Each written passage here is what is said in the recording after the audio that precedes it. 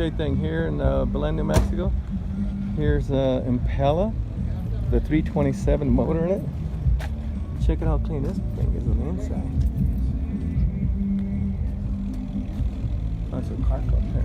Okay, in first place, the 68 Chevelle, Chris Archuleta. Thing company, we're here in Belen, New Mexico. Check this car out. 1937 Chevy. Can you come this way, please? The inside of this bad boy. Just thinking the guy may have just won something. Anyways, beautiful 1952 Chevrolet. And you'll announce the winner. Check things out here in Belen, New Mexico. Here we go. Check out this. Is a Bel Air. Beautiful car. It's got tuck and roll. Nice.